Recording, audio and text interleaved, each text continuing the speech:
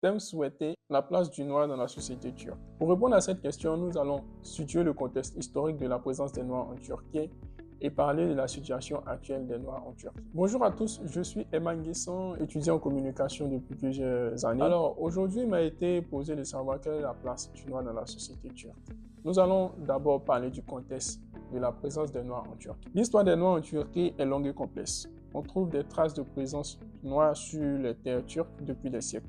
Pendant la période ottomane, les Turcs capturaient et achetaient des esclaves d'Afrique subsaharienne. Ces esclaves noirs travaillaient souvent comme domestiques ou des manœuvres dans les champs. Certains réussissaient à s'élever socialement, devenant des soldats, fonctionnaires, voire même membres de l'élite. Malgré cela, la société ottomane restait marquée par la discrimination et les préjugés envers les personnes d'origine noire, africaine. Après la chute de l'Empire ottoman et la fondation de la République turque, la situation évolua.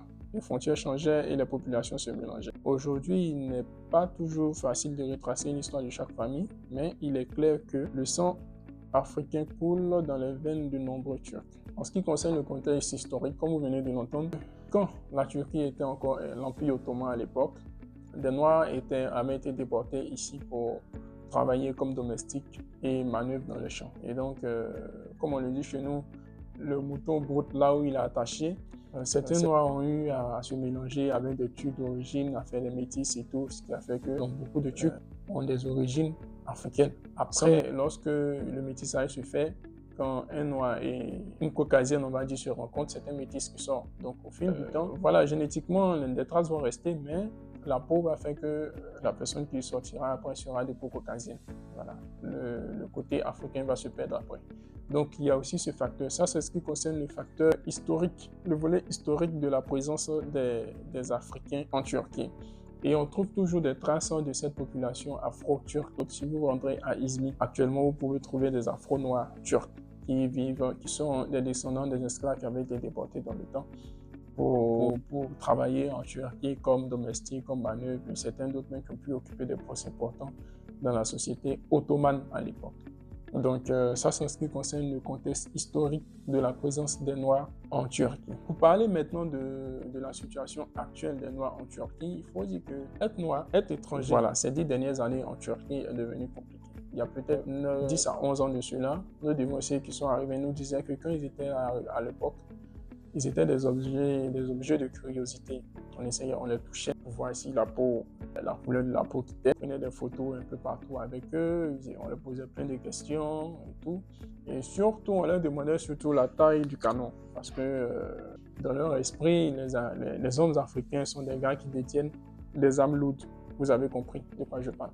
Donc, il y avait toutes ces questions-là qu'on leur posait. C'était difficile souvent de sortir parce que lorsqu'ils sortaient, on voulait forcément avoir des informations sur eux, les prendre en photo, les toucher. Donc, c'était un peu fatigant à l'époque.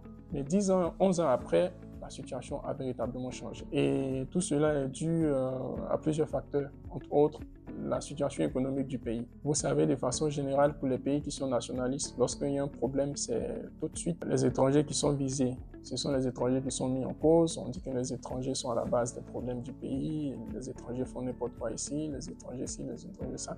Donc, dans ce contexte-là, il est un peu compliqué pour les étrangers de se faire une place en Turquie. L'accès au travail n'est pas facile pour les étrangers de façon générale, encore moins pour les Africains. L'accès au travail n'est pas facile pour les Africains, l'accès au logement n'est pas facile pour les Africains.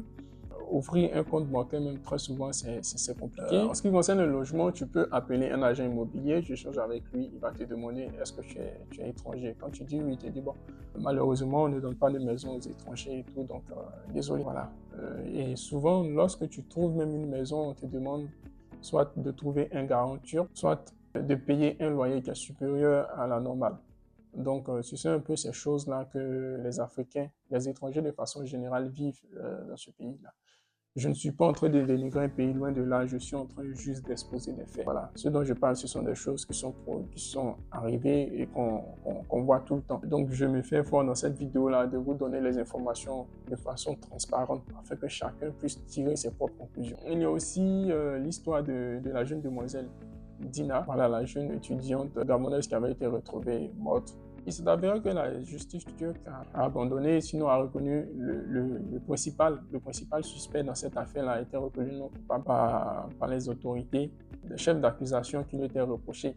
Donc, si je retrouve le lien de cet article, voilà, je pense que Brut même en parlé. Si je retrouve cela, je vais poster le lien en commentaire pour que vous puissiez aussi aller écouter cette histoire. Donc, compte tenu de tout ça, je dirais qu'il est un peu compliqué pour les Noirs actuellement de se faire une place dans la société turque. Certains y arrivent, mais pas beaucoup. Pas beaucoup. Comme on le dit, on essaie de faire avec, de s'adapter et marcher vraiment de façon prudente pour ne pas se retrouver dans des situations vraiment bizarre, voilà, parce que comme on le dit chez nous, si tu t'es retrouvé dans ton ramba, mon cher, tu vas prendre ça sur les... Donc c'est un peu ça de façon globale. Si je dois parler un peu de la situation, de la place des Noirs en Turquie, je dirais que il est, en tant qu'étranger, mais de façon générale, il est un peu compliqué de se faire une place dans la société turque, puisque c'est un pays qui est très conservateur, qui est nationaliste, et on sait un peu la mentalité de ce genre de pays. Voilà. Donc en ce qui concernait cette vidéo, c'était mon mot à dire. J'espère que vous avez pu apprendre quelque chose de cette vidéo-là. Si vous avez d'autres questions, n'hésitez pas à me les mentionner en commentaire et je me ferai un plaisir d'y répondre encore en vidéo. Sur ce, bonne journée à tous et ciao ciao.